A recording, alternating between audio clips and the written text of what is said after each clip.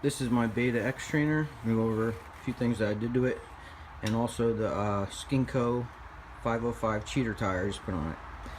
Got the bulletproof front disc guard. They give you a tap. You got to tap the hollow here of the front axle with a 12mm tap. It's pretty easy because it's aluminum. Just lubricate it and tap it carefully. I got the bulletproof radiator guards. Pretty solid. They're thick. I did the JD jet kit on the carburetor. That made everything a lot more crisp. I like the way it runs with that in there, and just a little extra power, which is nice. Didn't really need it, but gives it a little extra. I did the Clake 1 light clutch up here. Now when you do the clutch, I had to order a longer line. This is a 300RR plus 2 inches. Sorry, I'm still sweating from doing a test ride. So it's the Clake 1 light clutch. It's pretty sweet. What they don't tell you is you might need a new gasket, because you gotta take off this here, the slave cylinder, to get this bolt all the way out to change the cable. So order yourself another gasket when you do that. I got the slave cylinder guard.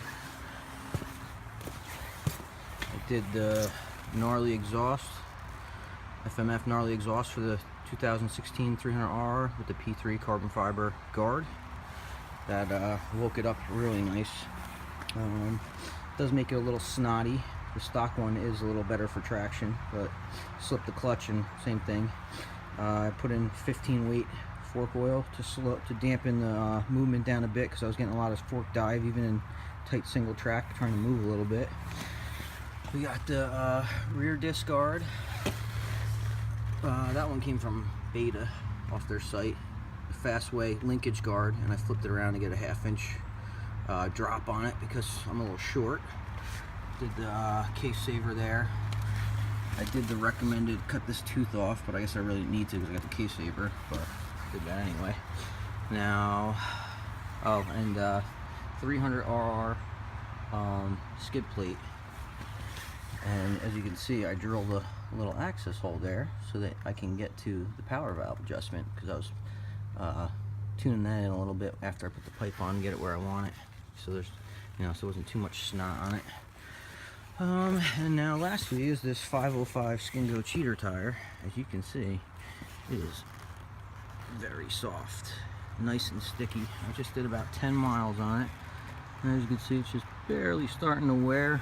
And it was dry out today, so it wasn't a crazy test for it, but it's stuck like glue. It was a great tire so far. I'm hoping when it's wet out, it's just as good.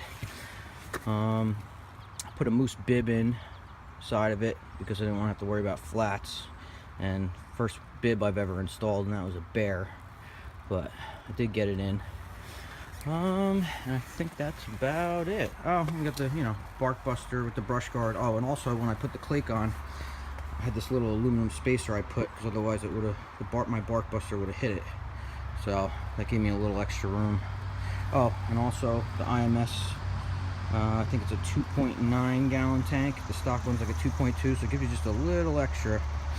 I know I can do 50 miles. I haven't pushed it that far yet, but yeah, that cheater tire is pretty amazing so far. I'm loving it. I didn't want to lose my turning and braking with a full trials tire, and did a lot of reading, and that one seems to be as close as you can get to the grip and still kind of work like a knobby.